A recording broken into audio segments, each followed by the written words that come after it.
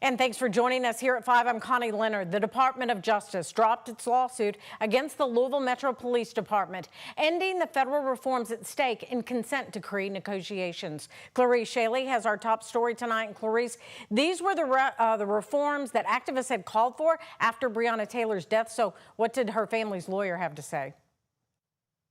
Well, Connie, Lanita Baker told me Breonna Taylor's mother, Tamika Palmer, is pretty upset about the change. And they had hoped Breonna's death would come with changes. And this was the last effort standing over the community. Now, members have told me that they look forward to starting the process of self-monitoring. Well, this is not the outcome we hoped for. The news hits. The Department of Justice dropped Louisville's consent decree. The federal government dismissed the lawsuit against the city and police department. Canceling the consent decree meant to provide guidelines for reform in the police department. The federal department's reasoning was the process would take too much time with an invisible goal, plus that it would be too costly for taxpayers. We as a city are committed to reform. Louisville's mayor, Craig Greenberg, firm Wednesday the city will self-monitor. We are moving forward with the community commitment. Louisville's consent decree. The mayor spoke of an aggressive plan where the goals and objectives remain the same. Greenberg talked about continuing with changes made already, like the more than 260 new policies, restructuring of leadership, and more. It's not about these words on this paper. It's about the work that the men and women of LMPD, the men and women of Metro government, and the community will do together in order to make us a safer, better place. Greenberg believes the agreement could be completed in less time than the 5-year deadline. The words are a promise from myself and the mayor that we're going to do this the right way. And we expect that you will hold us accountable to the work that we do. But it's another bump. Also another hit that hurts. In the road of gaining the community's trust. And if we cannot rebuild relationships between the different institutions in our community, this is going to fail. While local representatives ask the community to hold on. Regardless of what this plan is right now today, this goes beyond this mayoral administration. And so I think that we as a community have to come together and make this work if we really want our city to move forward. But for Bishop Dennis V. Lyons, who runs the Bishop's Table, a gathering space between law enforcement and the community, he's still not getting the connection he's been asking for. We have asked for police to get out of their cars and walk the beat. Are you seeing it? We're asking for a relationship between the faith community and the preachers. Do I look around and I see a policeman sitting in my service? Now, a federal judge still needs to make a ruling, but after applications for the independent monitor will open up, there will be an announcement for listening sessions, and these are details everyone is eagerly waiting for. In studio, Clarice Shaley, WHAS 11 on your side.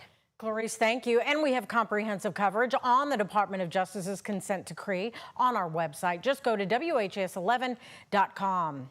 In other news tonight, the inmate who died at Metro Corrections Tuesday has been identified as 42-year-old Brandon McQuillan. McQuillan was accused of hiding a bomb under his car and shooting and killing his dad, who was a former Jefferson County Sheriff's deputy. Jail staff say other inmates alerted them to an emergency around 10:40 Tuesday morning when McQuillan was found unconscious in a housing unit. He was pronounced dead about 30 minutes later. The jail's professional standards unit is investigating his death. And quiet conditions today as that rough weather is over for a while. Chief Meteorologist Mallory Schnell is in with a look at the forecast. Mallory, everybody is thankful that it's quieter today. Yeah, probably me more than anybody. Yes. Giving us a little bit of a break here in the weather department. We can always use that. Satellite and radar out there this evening. All is dry, maybe a couple of sprinkles up in Indiana heading towards Cincinnati. We have had some clouds bubble up throughout the course of the day, so you might have started off the day with more sunshine, clouds as we headed through midday and into the afternoon. But temperature-wise, we're certainly below normal. We're at 70 degrees at the Louisville International Airport, 66 at Bowman Field.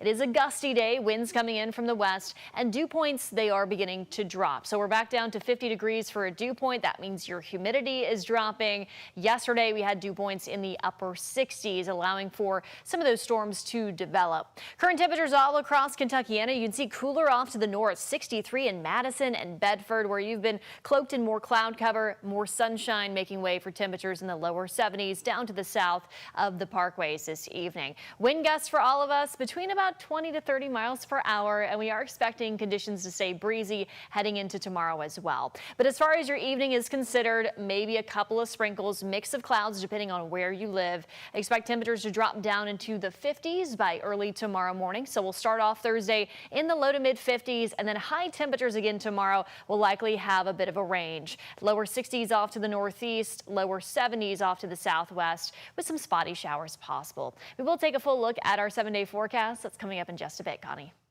Thank you, Mallory.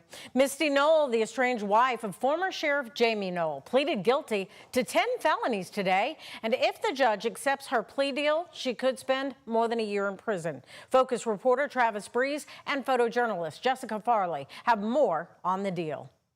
A line of family members and friends hugging Misty Knoll before her hearing Wednesday, but she would not be taken to prison just yet. Misty pleaded guilty to 10 felonies for stealing over $600,000 from her husband's fire and ambulance company and using it on personal items like clothing, vacations, even college tuition for 2 of her daughters. Her plea deal includes a 6-year sentence with 4.5 years suspended to probation. She has to repay all the stolen money, and 9 more cars seized in the investigation will be returned to New Chapel EMS, including 4 Cadillacs. Indiana law requires the judge to review a pre-sentence investigation report before he can accept the plea deal. Special Prosecutor Rick Hurdle says the Jamie Knoll investigation is still technically active, but it is winding down. I think we look at culpability throughout this entire case, and obviously we feel like Jamie Knoll was the most culpable.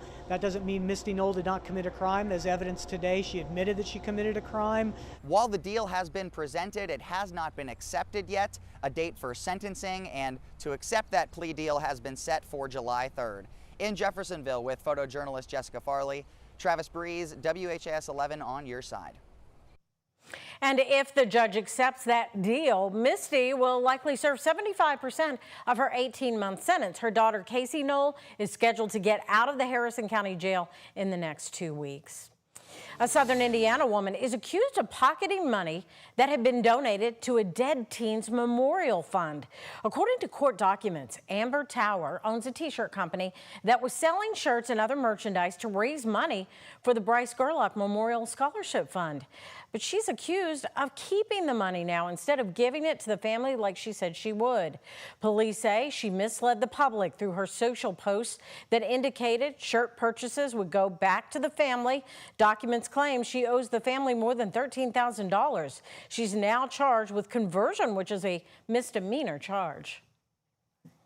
The Jefferson County School Board will pick the new leader of JCPS at 5 p.m. on Thursday. That's according to School Board Chair Dr. Corey Scholl. And tonight, the choice won't be announced publicly until a contract is finalized, possibly by Friday. Last night, the final interviews for Ben Schuldener and Dr. Brian Yearwood, both going all in on DEI and other issues at 2 public meetings. WHS11 Tonight teams Alexander Dieter and photojournalist Levi Hammer covered the give and take. Face to face with the JCPS public, they want to serve for the first time, answering their burning questions. Former Columbia, Missouri Superintendent Dr. Brian Yearwood and current Lansing, Michigan School District Superintendent Ben Schuldener up first. Will you clearly oppose or resist potential legislation that seeks to end diversity, equity, and inclusion initiatives? Yes. The key is to making it part of everything you do, so you actually can't just get rid of it. It's in how we grade, it's in how we hire, it's in how we run schools. And that's thoughtful, because then if there is something that comes from the federal government that says you can't ever use the word diversity ever again, we go, all right, well, we're already doing it. We must have diversity because each child comes with a unique personality, a learning style, ability. How can we address all that if we move diversity out and say, this is how we're going to teach everyone. You can't. You have to be able to take students where they are and grow them. And you can't do that if you don't have a diversity lens, if you don't have equitable practices within your school district. Then there'll be the haves and the have-nots. Do you support a tax increase? Yearwood softening his response from what he told WHAS11 in this exclusive interview on Monday. It's not, hey, let's go increase taxes. We must answer the question, why do we truly need a tax increase? Have we looked at all our inefficiencies in our district? And the only way a tax increase will be put out there is if it's collaboratively. We're probably gonna have to raise taxes, you know? That's just the deal. And, you know, I would love your support on that. One of Schuldner's priorities as superintendent, changing the workplace environment in the district, citing toxic workplace environment feedback. We can't fix the culture of people wanting to work here and being positive here. The game's over anyway. So, you know, I think the number is like 23.5% of teacher turnover. That's way too high. And so we've got to address that as well. While Yearwood wants to implement a mentorship program, asking every teacher to choose 5 students to mentor. When a student, regardless of their background, knows that someone in that school truly cares about them, motivation goes through the roof. JCPS Board Chair Corey Scholl said a decision on who the next JCPS superintendent will be made by Friday. The negotiations begin. Alex Dieterer, WHAS 11 on your side.